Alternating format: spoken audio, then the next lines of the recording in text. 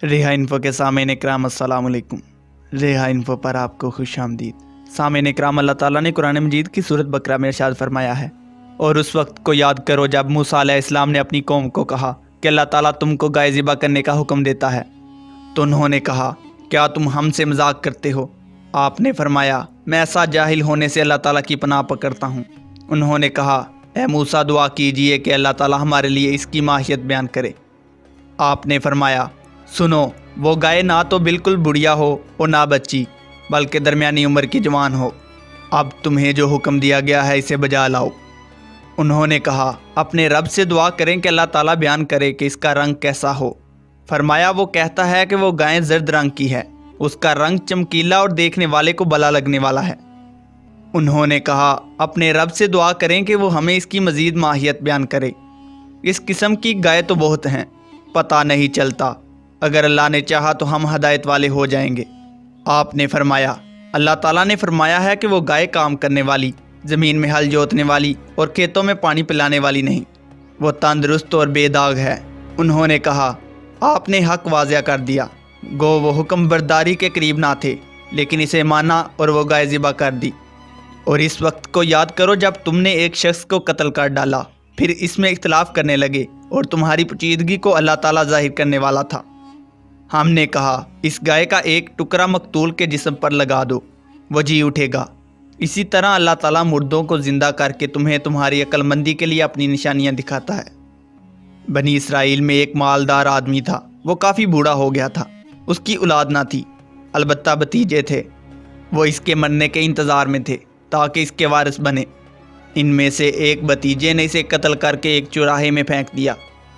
जब सुबह हुई और लोगों ने इसके मुतल्लक गुफ्तगू की तो इसका भतीजा चीख पुकार करता हुआ मजलूम बनकर आया। लोगों ने कहा, तुम झगड़ने की बजाय अल्लाह के नबी के पास क्यों नहीं जाते?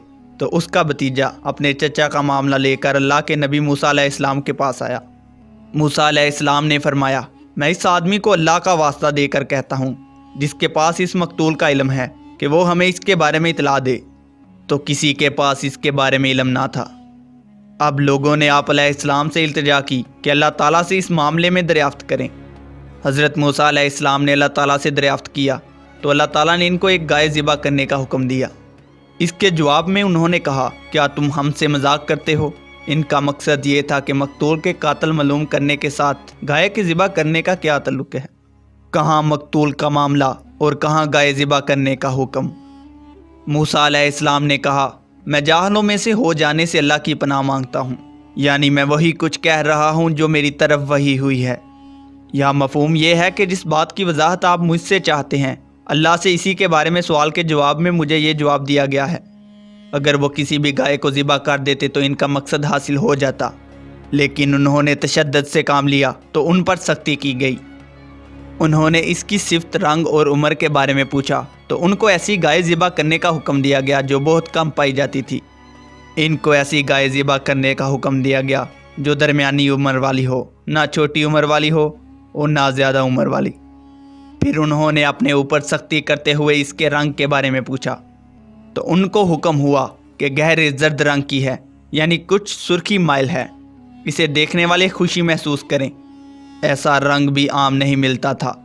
उन्होंने मज़ीद तशद्दुद से काम लिया और कहा, हमारे लिए अपने रब से दुआ करो कि वो इसकी माहियत बयान करे, क्योंकि गाय हम पर मुश्तबा हो गई है और हम अगर अल्लाह ताला ने चाहा तो रहनुमाई पा लेंगे। कहा, वो फरमाता है कि वो गाय काम में लगी हुई ना हो, ना ज़मीन में हल चलाती हो और ना ही खेती को सराब करती हो, ऐब से पाक हो, इसमें कोई दाग ना हो। उन्होंने कहा, अब तूने इसकी सही हालत बयान कर दी। बस उन्होंने इसे ज़िबा किया। ये पहली सिफात से भी ज़्यादा सख्त हैं। अब इनको ऐसी गाय ज़िबा करने का हुक्म दिया गया जो काम में लगी हुई नहीं, हल चलाने और खेती सराब करने का काम इससे ना लिया गया हो, आम रंग से मुख्तलिफ रंग वाला जिस्म का कोई हिस्सा ना हो, ऐबों से पाक हो। जब अल्लाह ताला ने इस गाय को ख़ास सिफात और खूबियों के साथ मशरूत कर दिया तो उन्होंने कहा, अब आपने सही सूरत हाल हमारे सामने पेश कर दी है। कहा जाता है कि इस सिफात की हामिल गाय सिर्फ़ एक शख्स के पास मिली जो अपने वालिदैन के साथ नेकी और एहसान करने वाला था। उन्होंने इससे गाय फ़रोख्त करने को कहा। تو اس نے انکار کر دیا۔ انہوں نے اس کی قیمت کافی بڑھا دی، حتیٰ کہ انہوں نے گائے کے وزن کے برابر سونا دینے کی پیشکش کی، لیکن اس نے پھر انکار کر دیا۔ آخر کار انہوں نے گائے کے وزن سے 10 گنا زیادہ سونا دے کر اسے خریدا۔ پھر انہوں نے حضرت موسیٰ علیہ السلام کے حکم کے مطابق اسے ذبح کیا۔ پھر موسیٰ علیہ السلام نے اللہ کی جانب سے ان کو حکم دیا کہ اس مقتول کو گائے کے کسی حصہ کے ساتھ لگاؤ۔ بعض نے کہا کہ ران کے ساتھ لگانے کا حکم تھا، بعض نے کہا نرم ہڈی کے ساتھ ملی ہوئی ہڈی کے ساتھ لگانے کا حکم تھا، بعض نے کہا دونوں شانوں کے درمیان والے گوشت کے ساتھ مقتول کو لگانے کا حکم تھا۔ جب انہوں نے مقتول کو گائے کے کچھ حصے کے ساتھ لگایا تو اللہ نے اسے زندہ کر دیا۔ وہ اپنی انتڑیوں کو کھینچتا ہوا کھڑا ہوا۔ موسیٰ علیہ السلام نے اس سے سوال کیا کہ تجھے کس نے قتل کیا؟ اس نے جواب دیا، میرے چچا کے بیٹے نے مجھے قتل کیا۔ اتنی بات کر کے وہ دوبارہ فوت ہو گیا۔ اللہ تعالیٰ نے فرمایا، اسی طرح اللہ مردوں کو زندہ کرتا ہے اور وہ تمہیں اپنی نشانیاں دکھاتا ہے تاکہ تم سمجھ لو۔